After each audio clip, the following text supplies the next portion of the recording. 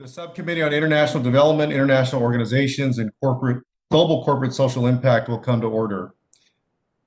Good afternoon, everyone. Thank you to our witnesses for being here today for our hearing entitled United States Leadership in the International Response to the COVID-19 Pandemic.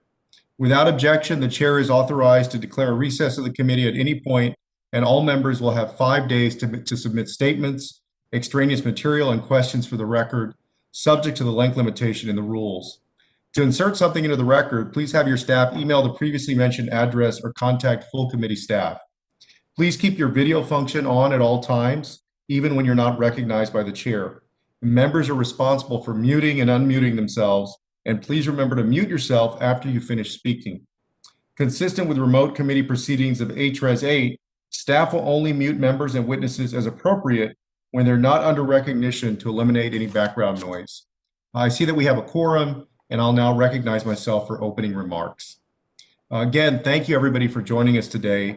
3 months ago, this subcommittee had its first hearing on the impacts of COVID-19 around the globe. 3 months ago, the world was averaging nearly 420,000 new cases of COVID-19 every day. Today, that number is almost 450,000. This is a reminder that while we've had incredible success at home in the United States, the pandemic continues to rage outside our borders. Since the start of the pandemic, nearly 4 million people have died from this virus. And for the first time in years, extreme global poverty is on the rise. Global inequality, instability, and hunger have all been exacerbated by this pandemic. Meanwhile, here at home, we're making remarkable progress, as y'all have witnessed. Since President Biden's inauguration and the start of this new Congress, cases of COVID-19 have dramatically decreased from nearly 200,000 new cases on average to less than 15,000 cases per day now. American deaths are down from over 4,000 in early January to less than 500 a day now, and they're continuing to fall. Extraordinary progress thanks to the American Rescue Plan and the American people's commitment individually and as communities to defeat this pandemic. And with more than 40% of the American people vaccinated, it's clear that vaccines work. Yet the American people are still not secure despite this progress. New and dangerous variants, such as the Delta variant, pose serious threats to our hard-won progress here at home. The United States must lead to end this pandemic. Fortunately, this Congress and this committee have acted by supporting over $10 billion in additional development and foreign assistance to end the pandemic and address its effects. And we have a vital partner in the Biden-Harris administration in this venture. Back in April, I said that the United States of America had to rise to the challenge and become the vaccine arsenal of democracy and provide the world with the tools needed to fight COVID-19, as we did during the Second World War in the struggle against fascism. I believe we need to leverage our full industrial and scientific capacity to manufacture and distribute excess vaccines, negotiate a waiver to World Trade Organization patent rules in order to speed global vaccine production, and reverse the losses in the fight against poverty that this pandemic has caused. The COVID-19 pandemic has had wide-ranging consequences that we cannot ignore. And I want to see the administration's plan, not just to respond to the crisis, but on how we build back better, as the president has said. Our development work should have gains that are durable and sustainable, reversing the tragic growth in poverty and malnutrition, and ensuring that once-in-a-century pandemics do not become routine occurrences. We need to consider strengthening international organizations that will play a role in the long recovery ahead of us, and reforming those today based on how they have performed during this crisis. Where necessary, we need to consider creating new multilateral institutions that reflect a post-pandemic world. The United States response should also take into account the pandemic's effects on democratic institutions. We're seeing authoritarian leaders like Viktor Orban in Hungary go beyond reasonable public health restrictions and use the pandemic as an excuse to crack down on political opposition. The pandemic has also disrupted the workforce of the State Department, USAID, and that of our allied nations and our implementing partners on fighting the pandemic.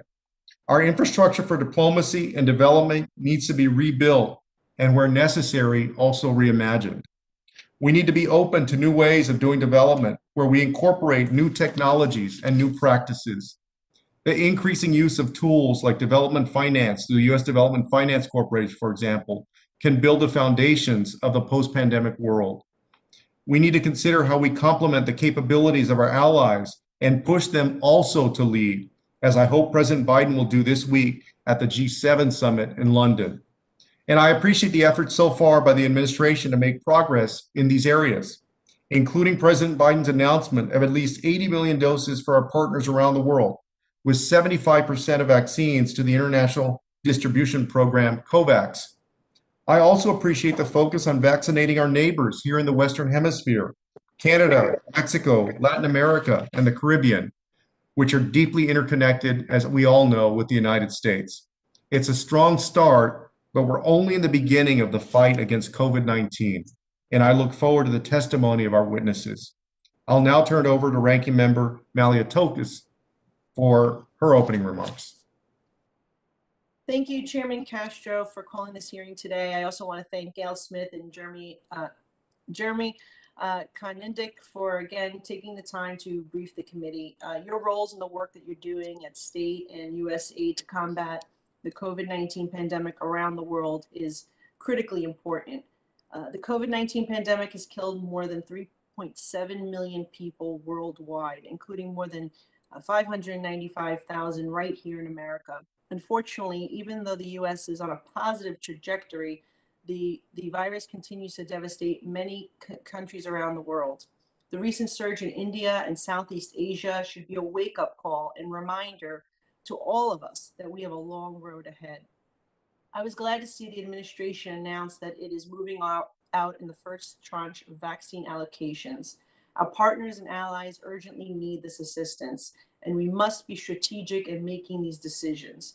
I'm very concerned by the Communist Chinese Party's efforts to exploit countries' economic and vaccination needs to secure political concessions. We are seeing this around the world, but especially in Latin America and the Caribbean. Some of Taiwan's allies have been asked to sever diplomatic ties with Taiwan in exchange for much needed vaccines. So far, none have agreed. But with Latin America and Caribbean home to 9 of Taipei's remaining 15 allies, we can expect this trend to continue. I look forward to hearing how the Biden administration is addressing these challenges, as well as ensuring Taiwan itself has access to vaccines. So far, the United States has provided over $15 billion in supplemental funding to combat the COVID-19 pandemic. We must fight this virus globally, or else emerging variants will threaten hard-fought progress. We also must prioritize resources to address the secondary impacts of COVID, especially on food security, supply chains, and backsliding in the fight against other infectious diseases. This pandemic marks the first increase in global extreme poverty since the 1990s. As the subcommittee overseeing international development policy and international organizations, we have an important role in overseeing the administration's strategy to support recovery efforts.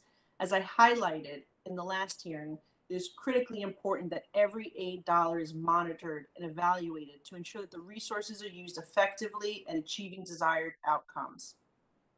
As malign actors seek to exploit this pandemic and undermine U.S. leadership, the Biden administration must deploy a comprehensive and aggressive vaccine diplomacy strategy to help partners in need and to advance U.S. strategic interests.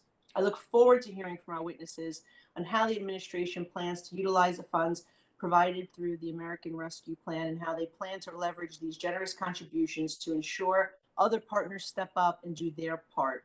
At a time when many countries are facing domestic financial hardship, burden sharing among our allies is critical. In closing, I would be remiss if I failed to mention the importance of working with our world partners in determining the origins of the COVID-19 pandemic. The only way we will succeed in preventing future pandemics is if we learn the facts on its origin and what negligent actions, if any, were taken to prevent proper early containment. And I hope this will be a top focus and item on the agenda at the G7 this weekend. Again, I want to thank our witnesses here today and look forward to your testimony. Thank you, Ranking Member Malliotakis. And I'll now introduce our distinguished witnesses that we have with us today. The first is the Honorable Gayle E. Smith, the Coordinator for Global COVID Response and Health Security at the Department of State. Ms. Smith also previously served as the 17th Administrator for USAID and as President and CEO of the One Campaign. We're also joined today by Mr. Jeremy Konyndyk, the Executive Director for the COVID-19 Task Force at USAID. I want to thank each of you for stepping up and for serving when called and for being with us today to discuss these issues and to speak to what the administration is doing to lead internationally in the fight against COVID-19 and its effects around the world. I'll now recognize each witness for 5 minutes, and without objection, your prepared written statements will be made part of the record. And I'll first call on Ms. Smith for her testimony. Ms. Smith, you have 5 minutes.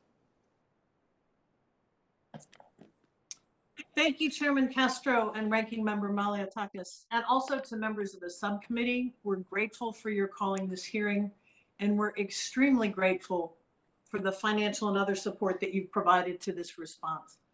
If I can set the stage, I got my start in my career almost 40 years ago in the middle of an Ethiopian famine, ironically in Tigray and in Eritrea, in the middle of a war. And since that time, I have led, coordinated, or been in the field on more than 40 emergency operations, including working with Jeremy on the Ebola epidemic.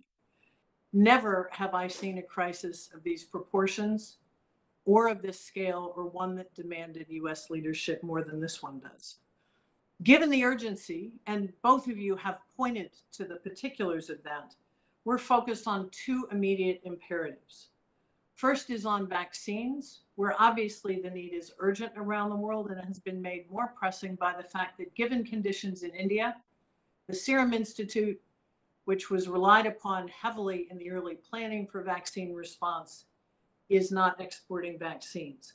We've been working to increase the volume and availability of vaccines with production by local producers, increase local manufacture, including through our Development Finance Corporation, in countries so that more vaccines can be brought online as quickly as possible, and embarked on vaccine sharing with the announcement by the President of 80 million doses, and very, very hard work with our allies to ensure that other countries increase their dose sharing.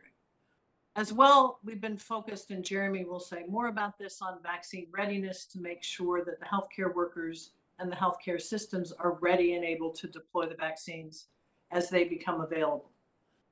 But we've got 3 responses going on, if you think about it.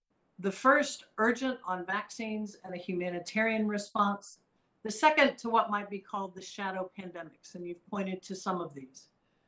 We've seen an impact on health, on HIV and AIDS, for example. There have been challenges in testing. I'm glad to report that PEPFAR has adapted its programming to ensure continuity of care and to overcome the challenges that come from, for example, temporary lockdowns with people getting their treatment. Rising food insecurity is a problem and is going to get worse with an anticipated increase in commodity prices. We've seen job losses in the poorest countries where entire sectors have collapsed. And at the macro level, many countries are facing debt distress, liquidity challenges, and potential insolvency. For these reasons, the work that USAID is doing, and I'm very proud to have been the 17th administrator of that agency, not only in the immediate response, but to bolster through the ARP money and its existing development budget, is absolutely critical. Also important on that front is the work of our Treasury Department, where the Secretary has taken a lead on the issuance of a new round of special drawing rights, which will ease some of the economic pressure and prevent many countries from facing the risk of collapse. The third level of response is on global health security. This is urgent. It's the long game. This is where we have to build the foundation so that we do not repeat what we've seen over the last 16 months.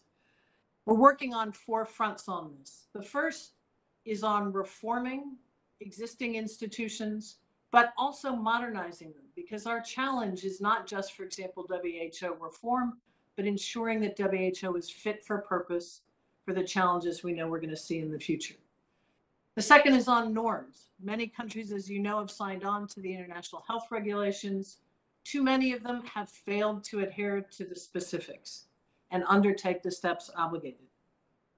Third is on capacity building. We learned after Ebola that there was a willingness of countries to generate resources, including through the Global Health Security Agenda, in which the United States had a prominent lead, to build the capacity of countries to prevent, detect, and respond. The challenge was that funding was not sustained.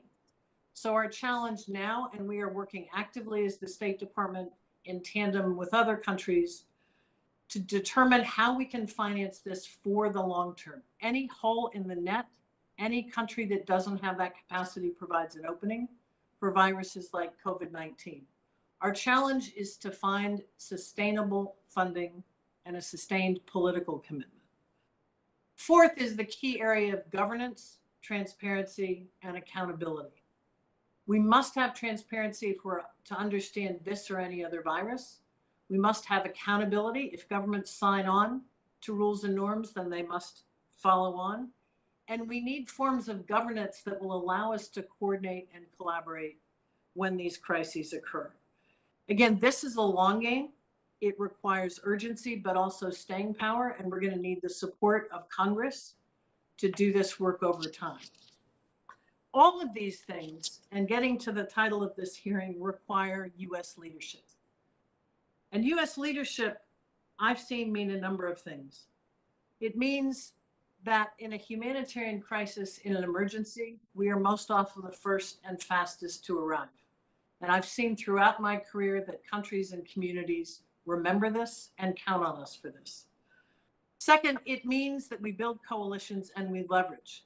We have been very actively engaging our partners around the world in advance of the G7, but also, for example, to mobilize resources for COVAX. The Secretary of State launched an effort 2 months ago to mobilize $2 billion for Gavi, for COVAX. And I'm pleased to report that we surpassed that goal, mobilizing $2.4 billion. We will continue to do that. But it also means that the US provides assistance, in this case, vaccines, not to influence, not to twist anybody's arm, and not as a means of political pressure, but as the means and the tool for ending this pandemic. US leadership will also require the sustained support of Congress. As we've seen in the case of HIV and AIDS, where over almost 20 years, America has stood fast across Congresses and administrations to bring that epidemic to an end. And there are literally millions of people around the world who are alive today because of it. Lastly, the support of the American people, who I believe know that America's leadership in the world matters, but who also know that this is a matter of their own health and security. To work on all of these fronts, we've developed a 5-part plan, which is now under implementation. Mr. Chairman, with your permission, I'd like to let my colleague walk through the specifics of that. We're happy to take any questions. Yeah, well, thank you, Ms. Smith. I appreciate that. And thank you for your testimony. I'll now call on Mr. Konyndyk for his testimony. Mr. Konyndyk, you have 5 minutes. Thank you so much, Chairman Castro and Ranking Member Maliotakis and all the members of the subcommittee for your attention to this crucial issue and your consistent support to USAID and the State Department and the administration's response to the international aspects of the COVID-19 pandemic.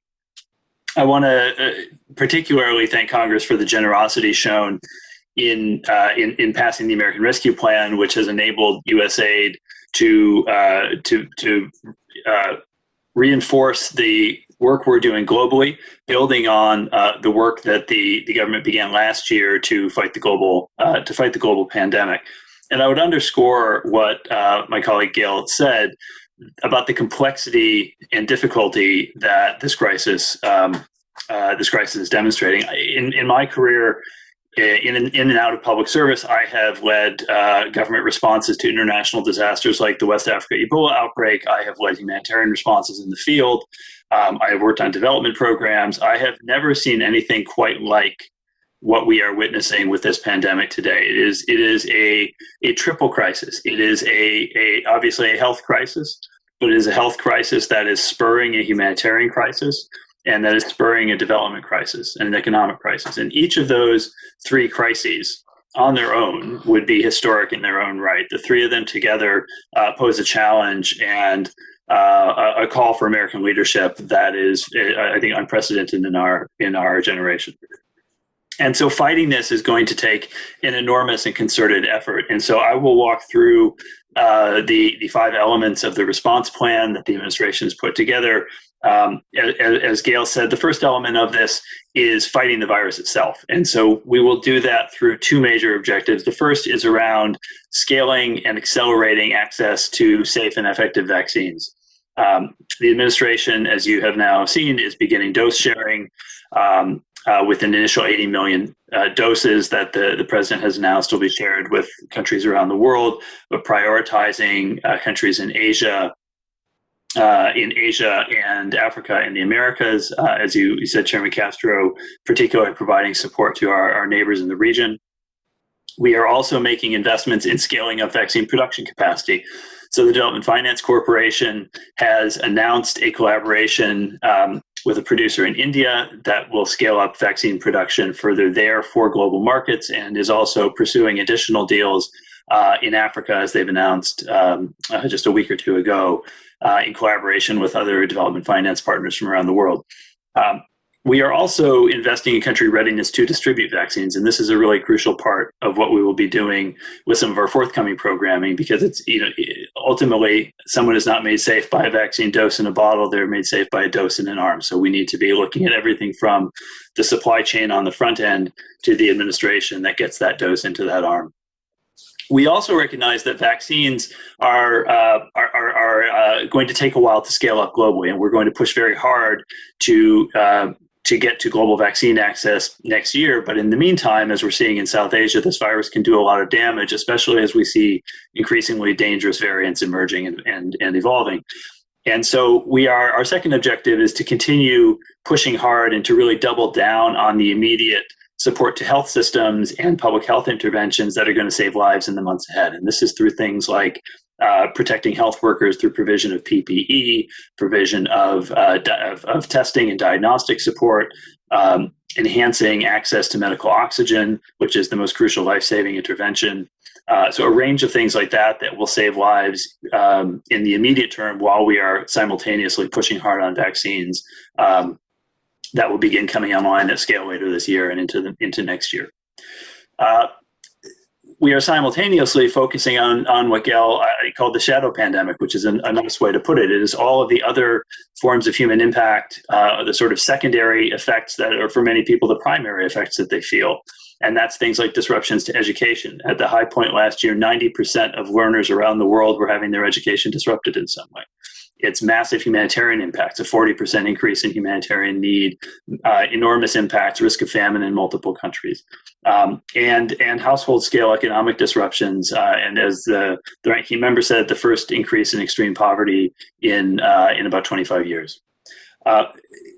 We're also at the same time focused on systemic risks. We have seen, as I think you said, Chairman, risks to closure of civil society space, using public health measures as cover for closing democratic activities, and so we are focused on that as well. And the fifth objective of our plan is to build back the future architecture we need through reforms to international institutions and building different norms and procedures and tools for keeping the world safe from the next pandemic.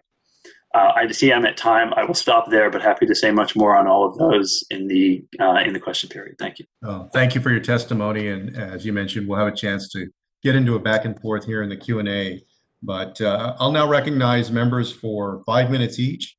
And pursuant to House rules, all time yielded is for the purposes of questioning our witnesses. Because of the virtual format of this hearing, I'll recognize members by committee seniority, alternating between majority and the minority. And I can only call on you if you're present with your video on. If you miss your turn, please let our staff know and we'll circle back to you. If you seek recognition, you must unmute your microphone and address the chair verbally. And before I recognize myself for questions, I'll just remind everyone, if you go to the layout function at the top, near the top right of your screen, and go to grid view, you can follow the clock, the timer on your 5 minutes. Otherwise, you're going to make me be rude and cut you off after 5 minutes. So please, everybody try to follow that timer. so that we can get everybody's questions in here in a timely fashion. All right. I'll recognize myself now for 5 minutes. The American Rescue Plan contained roughly $4 billion for USAID and $3.5 billion for the Global Fund when you combine the different accounts. This funding is critical to address the secondary and tertiary impacts of the pandemic, which are, as y'all mentioned, extensive. Given the urgency, I'm concerned that there are a few details on where and when this funding will go out the door. So wanted to ask y'all, how will the ARP funding be prioritized to address the secondary effects of COVID-19, such as international disaster relief, food security, and health activities? And when do you expect it to get out into the field? And do you expect current funding and plans to fully reverse COVID's effects on poverty, nutrition, or education? And what's the full gap between where we are and where we need to be in the international response? Thank you so much for that question, Chairman. It's an incredibly important issue, and I'm glad you're focusing on the secondary impacts because those are so, as I said, primary for so many people around the world. We are already beginning to address those impacts through use of the ARP funding. We have begun programming support to our humanitarian response as that began heading out the door earlier this spring to address first and foremost some of the acute food security impacts that we have been seeing around the world. So we used both the ESF in the ARP as well as some of the Title II food aid commodities appropriated through the ARP to begin targeting critical gaps in food security pipelines that risked undermining food deliveries in critical places like Yemen, Ethiopia, Afghanistan, and South Sudan. As we go forward, we are now also on the cusp of initiating an extension and expansion of our work around vaccine readiness and around support to health systems, and exploring in consultation with the State Department and the Treasury Department ways to address other non-health impacts of the pandemic.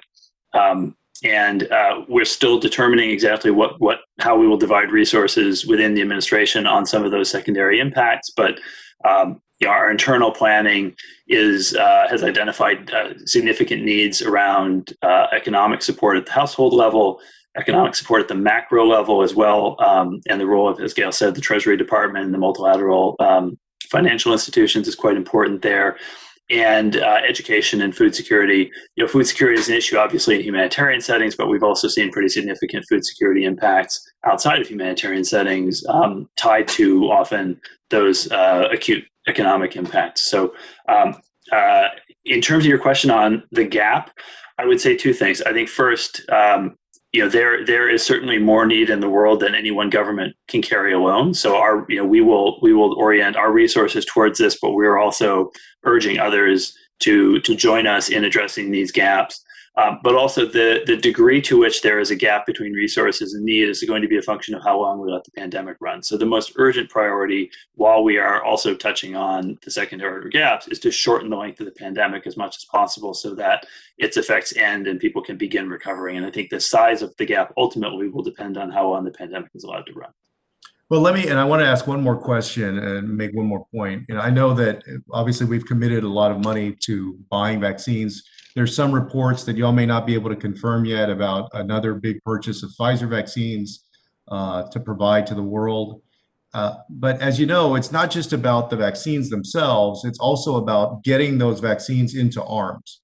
And I think it's the Democratic Republic of Congo is already returning 1.3 million doses from COVAX because it can't administer them before they expire.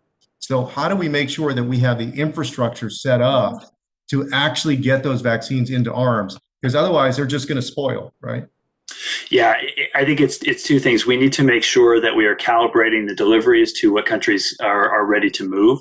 And it's been positive, I think, in a way, DRC is a success story in that those vaccines were identified as being surplus to what they could do and were returned so they could still be used elsewhere.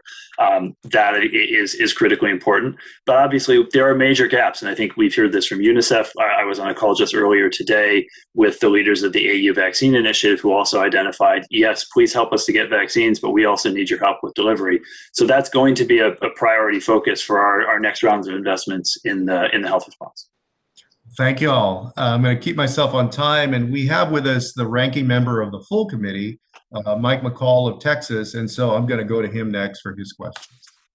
Thank you, Chairman. Thank you, Chairman Castro and Ranking Member Malliotakis, for allowing me to be at your subcommittee hearing today. I want to first thank Gayle and Jeremy for taking the time to discuss ongoing COVID-19 response efforts at the State Department and USAID. Gayle, on a personal note and professionally, it's great to work with you at the One campaign, and I'm glad to see you in this new role that you have. And while the situation has improved here in the United States on COVID, the pandemic rages on in developing countries. The economic, political, and physical impacts of the virus are putting countries and regions that were already fragile at risk of further destabilization. I'm also deeply concerned that the Chinese Communist Party, whose cover-up obstructed early response efforts, is seeking to leverage this pandemic to project influence and extract political concessions. In Paraguay, for example, I understand the CCP is demanding Paraguay drop its diplomatic recognition of Taiwan in exchange for doses of Sinovac. The Kremlin is also to blame as disinformation campaigns seek to undermine public confidence in U.S. manufactured vaccines. Robust U.S. engagement is urgently needed to push back on these malign efforts and support our partners and allies in their time of need. As a Foreign Affairs Committee, as this committee has always had an important responsibility to conduct oversight over the $10 billion provided to the State Department and USAID as part of the American Rescue Plan. We owe it to the American taxpayer and to the millions of people around the world in desperate need of life-saving aid to ensure every dollar is being used effectively, clearly branded, and advancing U.S. strategic interest. The devastating COVID-19 surge in India and Southeast Asia forecasts the potential consequences elsewhere in the world if we do not urgently scale up the vaccine production and distribution. Last week, I noted, as was noted earlier, the White House announced plans to allocate 25 million vaccine doses. Moments ago, we saw reports that the White House will buy 500 million doses of Pfizer vaccines to donate around the world. So my beginning, my question is to Gayle. Can you describe the interagency process taking place to determine which countries are receiving vaccines and what criteria is being used, and to the panel as a whole? Secondly, I want to draw your attention to exciting news from both my home state of Texas and Chairman Castro through a partnership with Texas Children's Hospital, Baylor College of Medicine, and Biological E Limited, that their vaccine, Corbevax, has just reached phase 3 clinical trials in India. And if all goes well, they could reach final approval by the fall. India has just finalized an advanced purchase order of 300 million doses of this vaccine. This is a tremendous achievement, and I want to commend both Dr. Hotez and Dr. Batazi and their team for their work. So if you could perhaps comment on that effort, as well as the interagency and criteria for the vaccines. Sure. Thank you. And thank you for your kind words, and congratulations for that news out of Texas. We saw the news about the phase 3 trials, and I think what's really critical here is it underscores, again, the contribution of American ingenuity. The more vaccines that are ultimately available, the better it will be. And I will share with you that it's been both my and Jeremy's experience that despite the moves of China or Russia to use misinformation and disinformation to undermine views of these and other vaccines, it's been our experience that the demand is overwhelmingly for vaccines in which people have confidence for both safety and efficacy.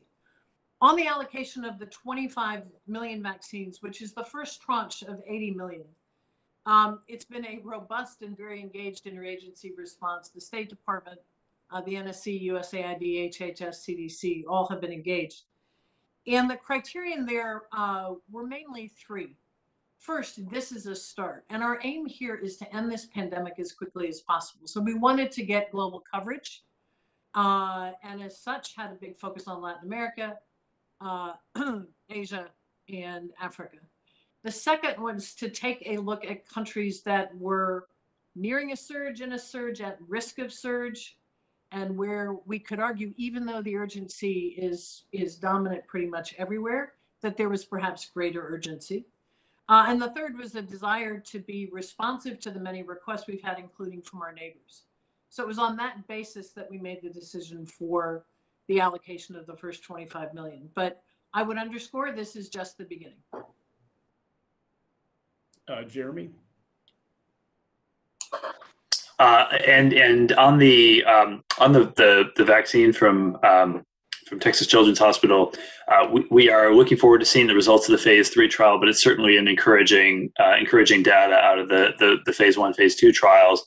And we welcome and are really happy to see any additional tools that come into the toolkit on the vaccine front. The more effective vaccines, especially those that are low cost and have easier logistics, I think the better for the goal of vaccinating the world as quickly as possible. So we're encouraged. Thank you so much. Thank you, Mr. Chairman. I'll yield back. Thank you, Ranking Member McCall. We'll now go to our Vice Chair of our subcommittee, Sarah Jacobs of San Diego. Well, thank you, Mr. Chair, and Gayle and Jeremy. It's great to see you both. Thank you for being here. I was very glad to hear reports of the 500 million doses of Pfizer that will be provided.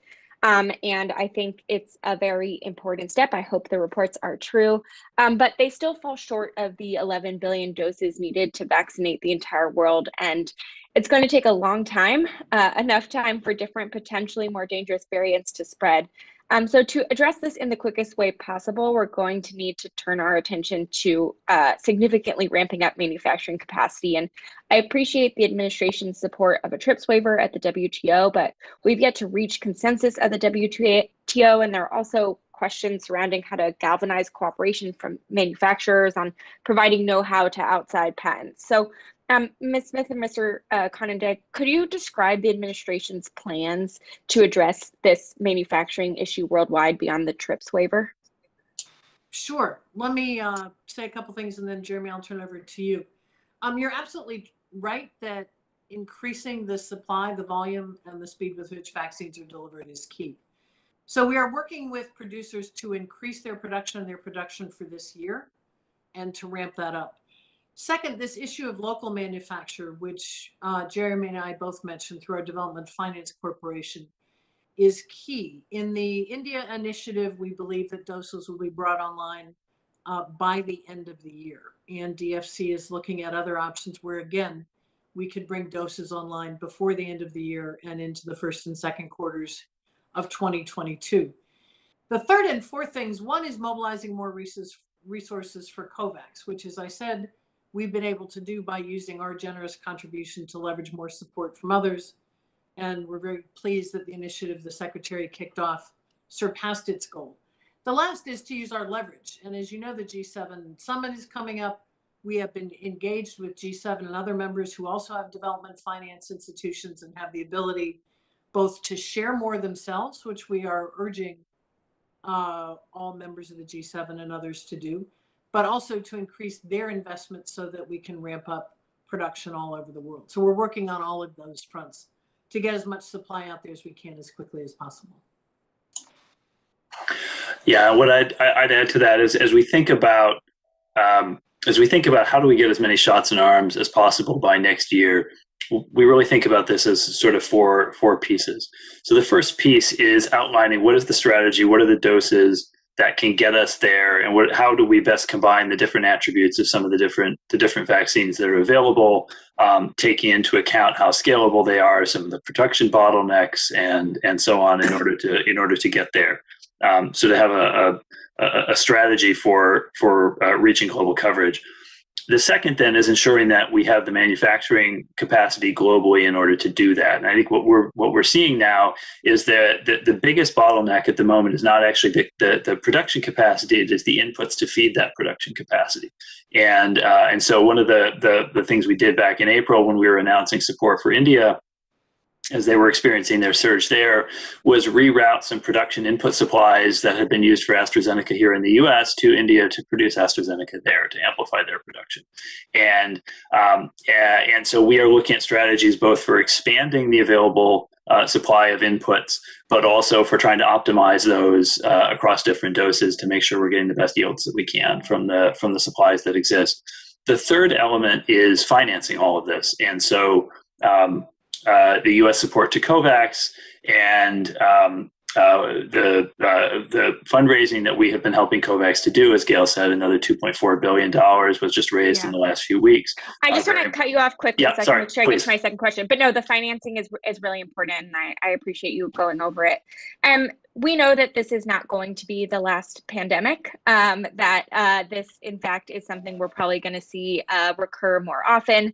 An article in Nature Medicine recently proposed an intergovernmental panel on pandemic risk at the UN to tackle some of this question in a systemic way. I was wondering if the administration has looked into this idea. Is it planning on pushing for that, or what we're doing to support and undertake systematic risk assessments of the pandemic so that we're better prepared in the future? Great question. We have only a few seconds. There's some very good recommendations like that we are looking at, because clearly we need much better mechanisms and tools for collective action, whether it's on surveillance all the way through to response. So we're looking at all those recommendations. Great, thank you. And Mr. Chair, I yield back. Thank you. We now go to our ranking member of the subcommittee, Ranking Member Malliotakis. Thank you very much, Chairman. Ranking Member McCall took my question about the vaccine distribution, so I'm going to shift to talk a little bit about the supply chain. I was wondering if our speakers could give us any insight into what are some of the existing challenges right now with regard to the global supply chain in general. I did see yesterday that a cluster of infections at a factory in Taiwan temporarily shut down operations at one of the world's largest chip testing companies. And this is something that I think concerns all of us. And I just wanted to see what was the latest information you had on some of the examples of how we're being affected both domestically, and the international global community is also being affected by some of these disruptions due to COVID, and if that is playing into your decision making regarding the vaccine distribution. Yeah, let me say a couple things, and thank you for the question.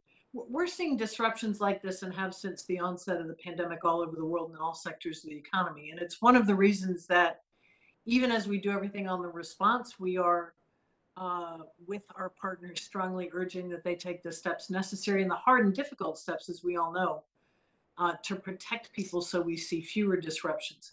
I think those disruptions do, in fact, occasionally disrupt the supply for vaccines. Again, the most dramatic example being in the case of India, where a breathtaking surge has meant that doses that had been anticipated from the Serum Institute are now going to India. So those kinds of disruptions are something that we can't necessarily plan for, but we need to assume are going to be part of what the world looks like over the next 18 months at least. That's why, again, the emphasis on increasing supply in every possible way we can. Jim, yeah, not so much. I wasn't necessarily talking about the impact on the supply of vaccine, but just the supply chain in general. And right, okay. Like, are there particular countries that you're seeing that we're the costs of a lot of for example, lumber has gone up tremendously, and now some of the technology parts in Taiwan. You're seeing it was more general question, not related just to specific to vaccines. No, yes, and well, the answer to that is an absolute yes. We are seeing pressure on supply chains all over the world, and the main thing I would say on that is that lends itself to the urgency of bringing this pandemic to a close as quickly as we can, and moving as many vaccines as we can while pressing others to do it. Because only when we can shut down the space in which the virus can flourish and can replicate and mutate can we protect the supply chains. So And we're for looking your at a number vaccine, of countries where that's a critical issue, but it's frankly a critical got it. issue all over the world at this point. Okay, and that's a good answer. Thank you. And Jeremy, if you'd like to add anything. Yeah, I would really point to what we've seen in India over the past few months. You know, we have been consulting regularly with U.S. businesses. My boss Samantha Power met recently with CEOs of 25 major corporations organized by the U.S. Chamber. We've been talking regularly with colleagues at the Chamber. One of the things that they've really been underscoring is how much so many American businesses rely on India for so much of their, particularly their back office functions, but their supply chain functions, their IT. And so they were seeing disruption to their US business processes based on what was happening in India. And I think it just gets to the interconnectedness that you're talking about and the importance of, targeting this as a global problem, not a problem that any one country can seal itself off from. So I'm glad you're underscoring that point. I think it's very resonant with what we've been seeing and hearing from US businesses. Yeah, I would continue to just reinforce the need to, make sure that those countries where we're seeing a particular disruption in our supply chain are looked at as a priority to make sure that we can get our economy back on track and also help other countries as well. And I appreciate both your answers. Thank you. Thank you so much. Thank you, Ranking Member. And we'll go now to Congressman Sherman of Los Angeles, California. Thank you.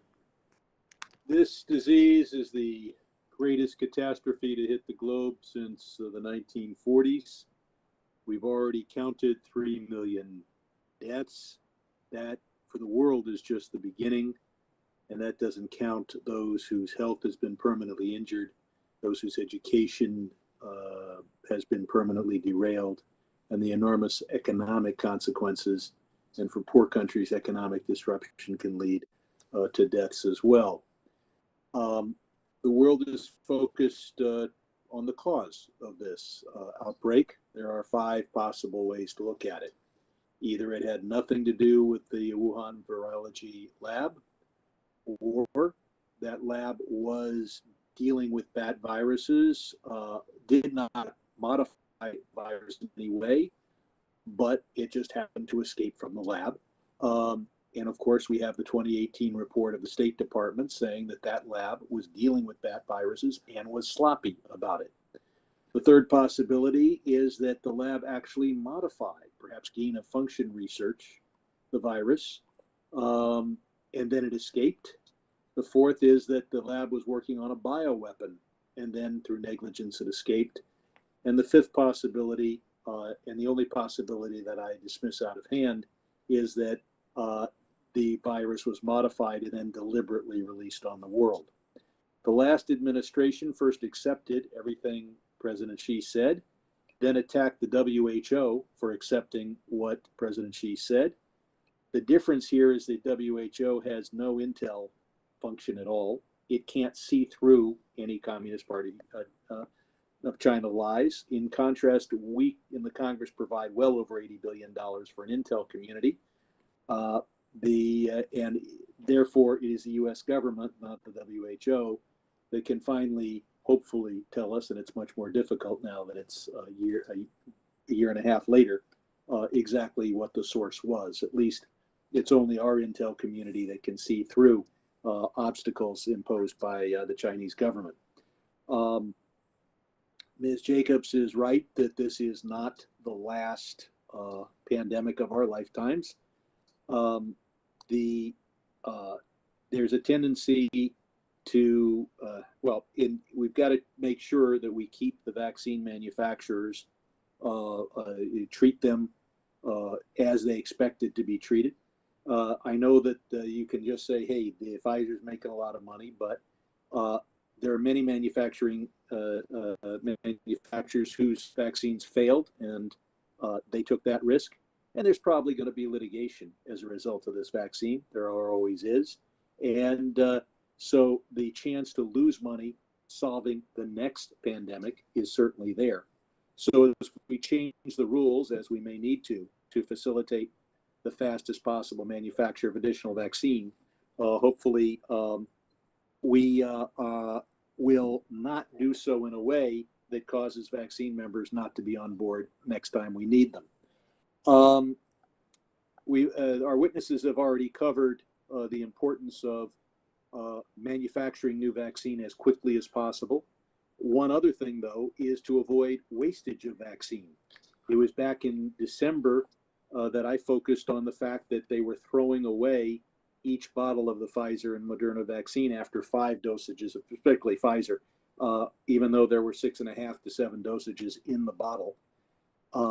They cured that, but the other issue is whether we're injecting, I mean, this vaccine's more valuable than liquid gold, twice as much as we need to. There is substantial medical research that says that the dosage being given, particularly those between 18 and 55, is twice as many drops as needed. And I've talked to Dr. Fauci about this. The attitude seemed to be, well, this won't affect America because we're already through the vaccine. We anticipated we'd already have enough vaccine by May, and he was right. But it certainly affects the world.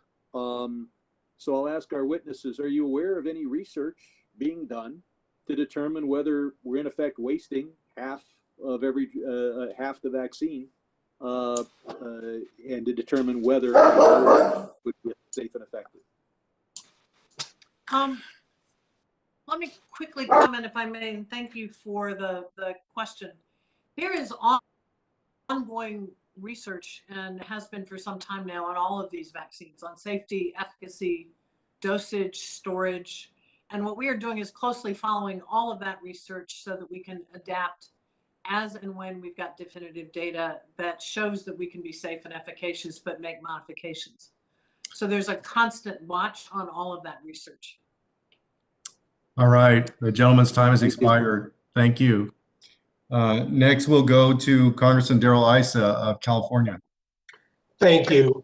And I appreciate Congressman Sherman's question, because I think those are the kinds of things that are really going to allow us to do more for the world quicker. So hopefully that's something in which what he's heard, we can close the loop on as quickly as possible.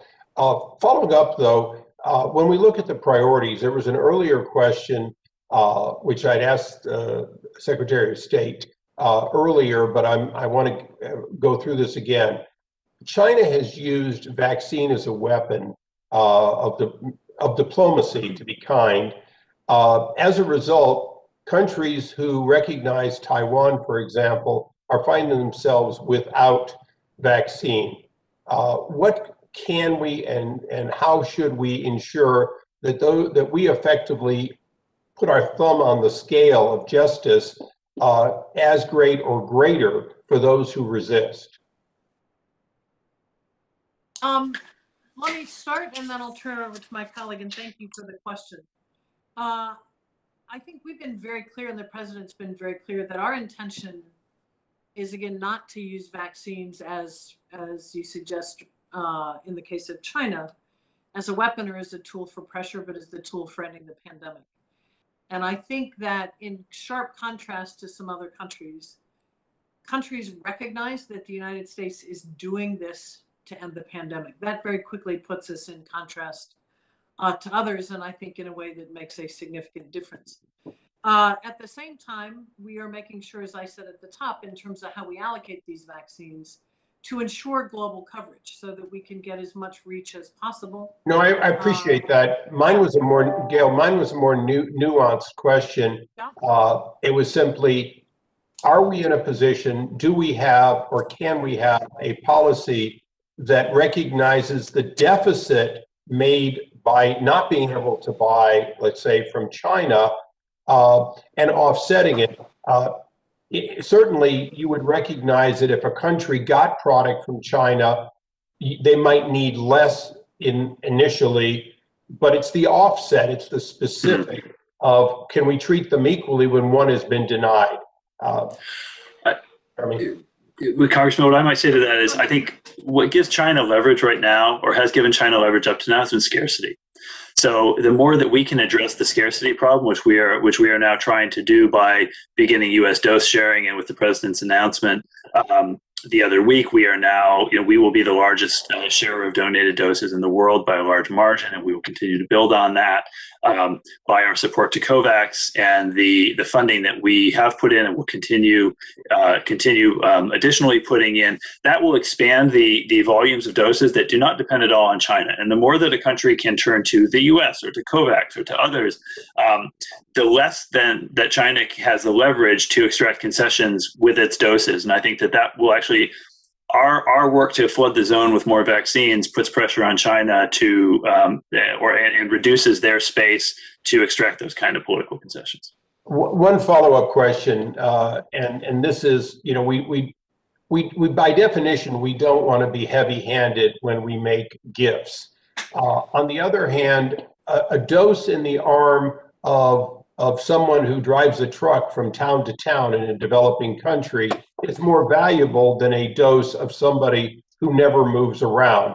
And a dose, 2 doses in some cases, into the arms of somebody who's going to travel internationally is more valuable than somebody, again, who stays in a single town. What are we doing to facilitate those kinds of decisions that move forward, those decisions in addition to healthcare workers and the others that would ordinarily be first to receive, first responders and the like? So there's a really active research process and kind of strategy deliberation going on right now within our government, between our government and World Health Organization and other researchers around exactly this question around dosing strategy. And I referenced this a bit in my response to, I think it was Representative Jacobs as well, that that's exactly the right kind of question, Congressman. So I think the way we would think about this is similar to what we've done in our own country. You start with healthcare workers because they face the highest risks and they take the highest risks. Then you shift to the populations at highest risk of very severe outcomes, starting with the elderly and those with comorbidities. That relieves burden on the healthcare system. And then you shift to try and vaccinating to block transmission at scale. Thank you. I yield back. Thank you, Congressman Issa. We're going to go next to Congresswoman Houlihan of Pennsylvania. Thank you, Mr. Chair, and thank you all for coming. I actually had a very similar conversation this morning on the HASC side of things with the DoD and the Pentagon and how they're managing their version of this. And so I had a prepared question, but I wanted to follow up with Mr. I hope I'm pronouncing it correctly, Konyndyk, about the last conversation about our ability to ask or mandate how countries that were contributing vaccine to are allocating them. And the understanding I had from that last conversation this morning was we don't and we can't.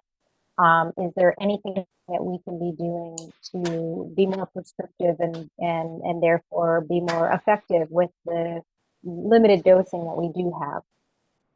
Sure. So every country that participates in the COVAX platform, which is nearly every low and middle income country in the world, had to prepare and submit for review for technical review by COVAX and the WHO, what's called a National Deployment and Vaccination Plan, which lays out how the country will prioritize all the sorts of things that Congressman Issa was just asking about.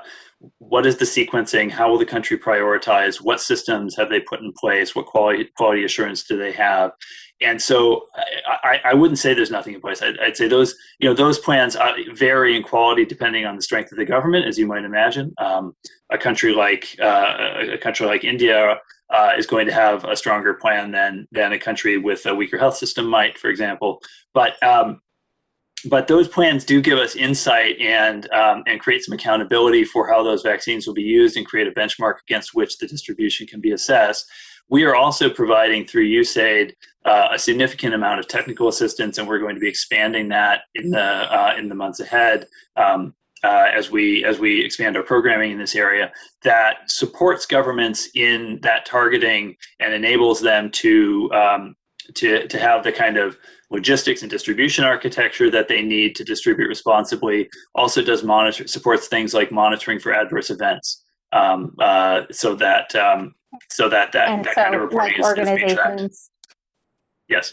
Programs like PEPFAR are part of this coordinated response that you're Absolutely. leveraging? Absolutely. And PEPFAR is a Okay. great platform for a lot of what we will be doing on this front in much of Africa in particular. Thank you. And my other questions were for Ms. Smith and had to do with the disproportionate impact that COVID is having on women and girls and their economic security. Women are not just in this country, but in all countries, not going to be able to return to work, and largely are children, childcare responsibilities, school closures, and those sorts of things. How can we in the U.S. be more attentive to leveraging our investments internationally and globally to respond to these threats and trends globally? It's a really good question, and thank you for asking it. I think we've seen across the board, whether it's in PEPFAR, a lot of USAID programming, other programs where we've had a disproportionate number of girls have to leave school.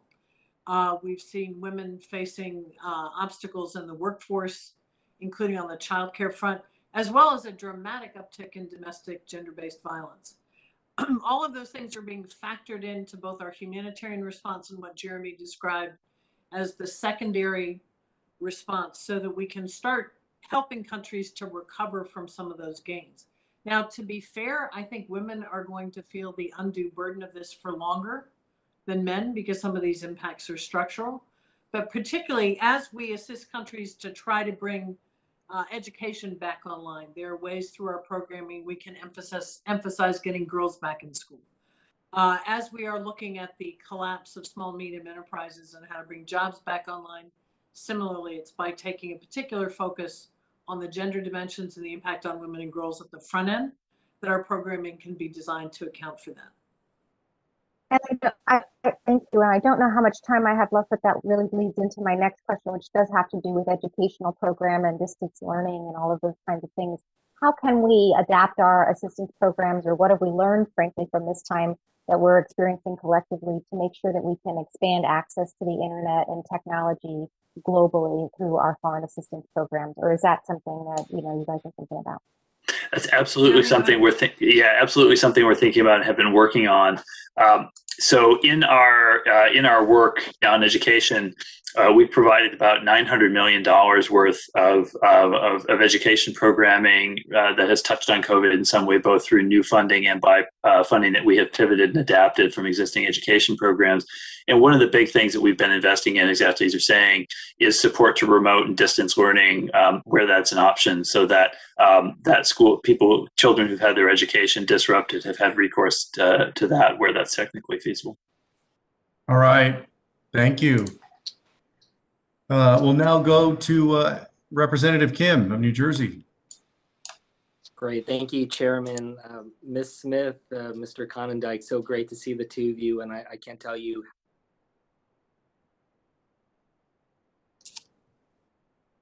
I think that Representative Kim may be having some connectivity issues. Let's see if we give him a few seconds to get back on.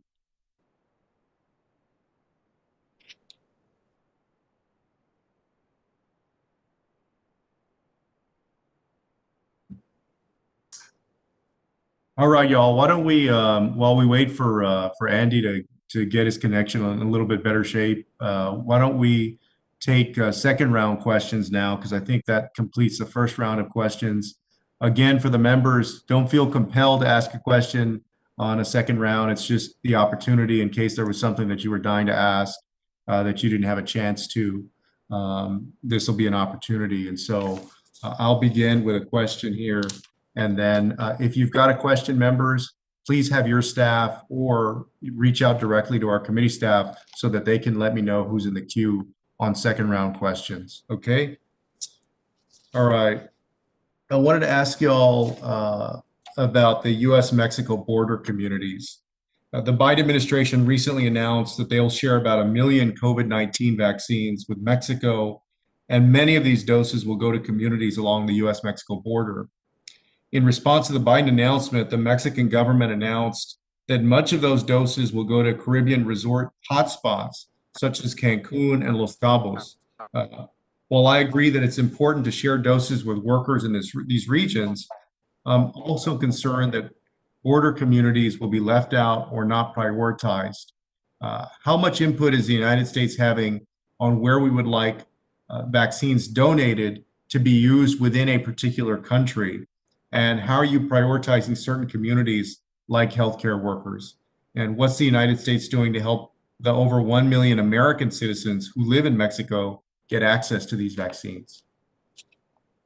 So I think, I will turn to Jeremy on this as well. I think on this issue of how a country uses vaccines, as Jeremy's described, that's based on their plans. I think that said, particularly with countries with which we've got a robust dialogue, we've certainly got the space to raise issues that may be of concern to us. I can look into that and follow up on the specifics of the reference to resorts. I was not familiar with that. So I think that's our main approach to that. Jeremy, I don't know if you want to add. Yeah, I'm not familiar with the resorts issue, but in general, we are we are urging countries to prioritize healthcare workers first, but we are ultimately, a country controls its own vaccine distribution. I think that's something that the point you raised is certainly something that we can look into further and follow up with them on and get back to you. Sure. Well, and my concern is either the donor nations, including the United States, or COVAX, or somebody, I think, has to set up some rules for the road. Even if we turn it over to those countries and say, distribute it, deliver it, execute according to your own plans. Who's actually checking in or overseeing that and making sure that those nations are successful in what they're doing? Now, bear in mind, as we turn it over to them, well, let me ask this. Before we turn it over to them, do they actually submit their plans to us so that we can review what their plan of operation is?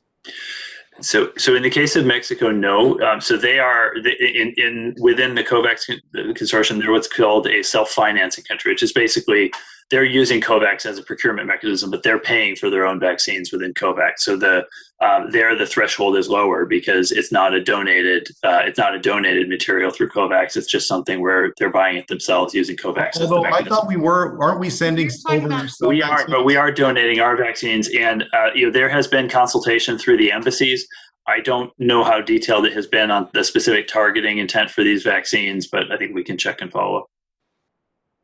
Okay. And I would just reiterate, I know that y'all are working hard and doing your very best, and we're all working towards the same goal, but I would just impress upon you all that we've got to do everything possible to make sure that, especially the countries that are receiving donations from around the world, that they're executing on their plans, that they're vaccinating people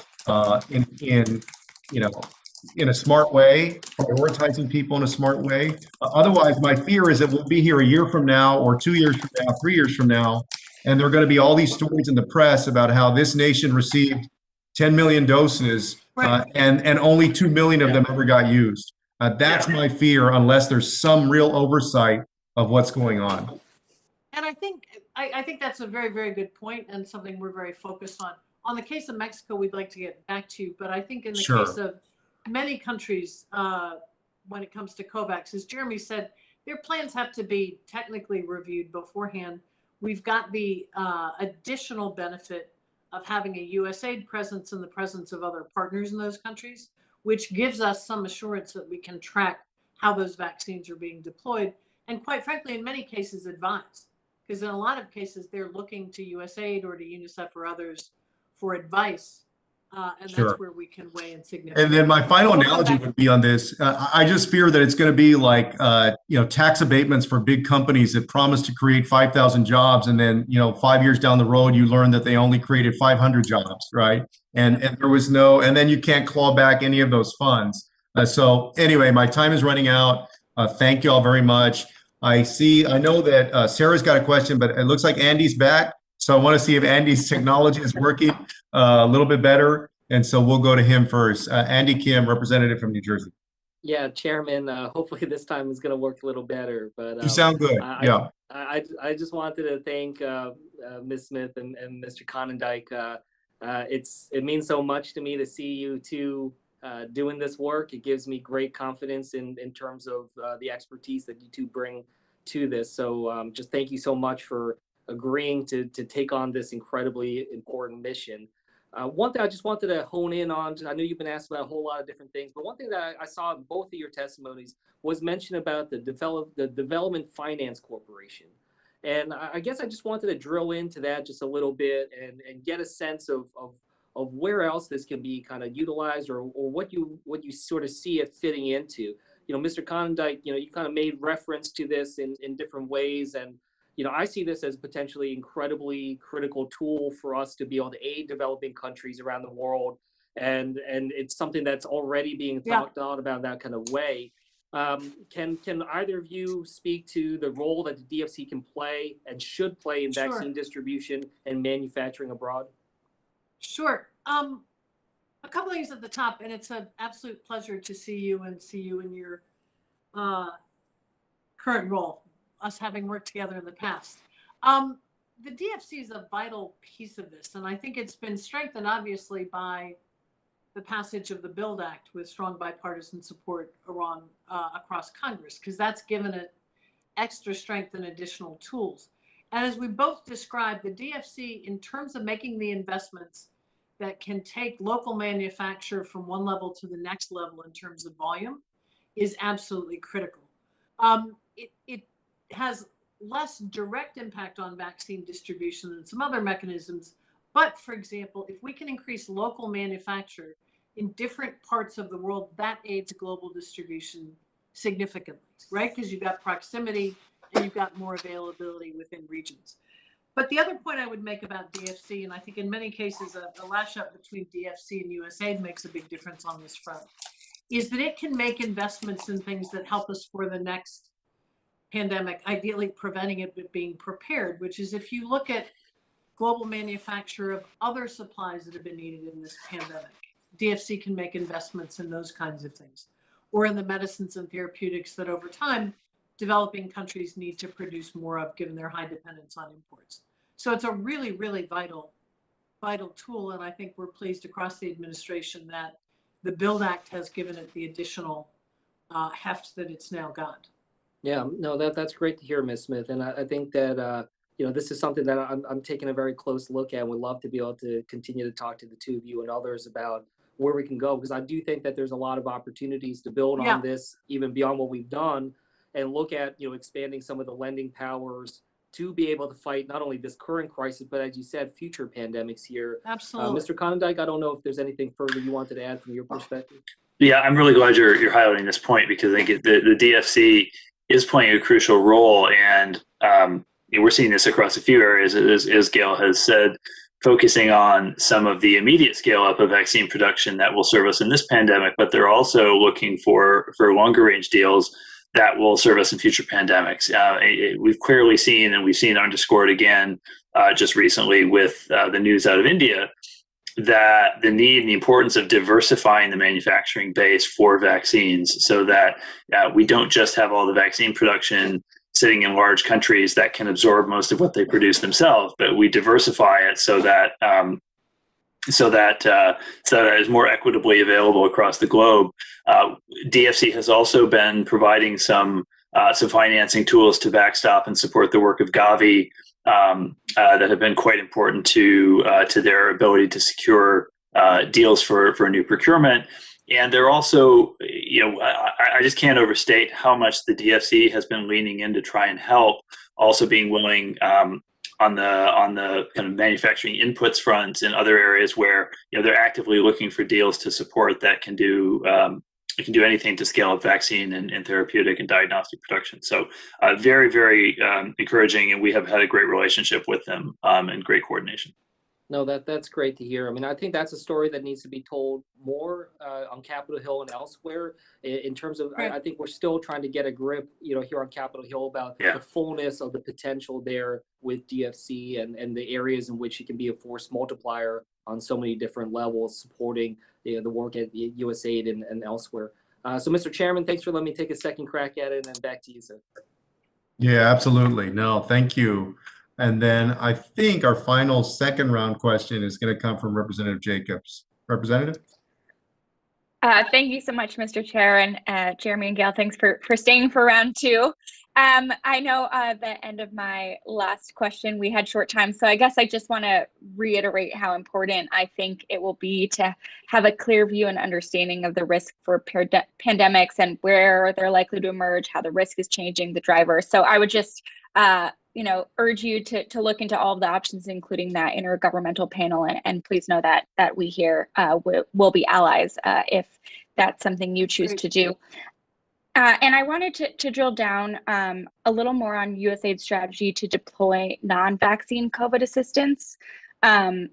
Similar with other developmental assistance, I think it's important that we're devising these plans and deciding where to send our development dollars in as efficient and effective ways possible. And I think one of the best ways to do that is to consult with the communities who are set to receive the funds. So I was wondering if you could describe USAID's plan around consultation with local communities to understand their specific needs and how the agency is ensuring that our efforts are neither do with our approach to vaccine work. So, as we've seen in our own country, as we've seen in other global vaccination campaigns, that local buy-in and local acceptance and local validation is crucial to popular acceptance of and confidence in vaccines. And so, we're not going to get where we need to go on vaccine uptake if we don't have that local buy-in.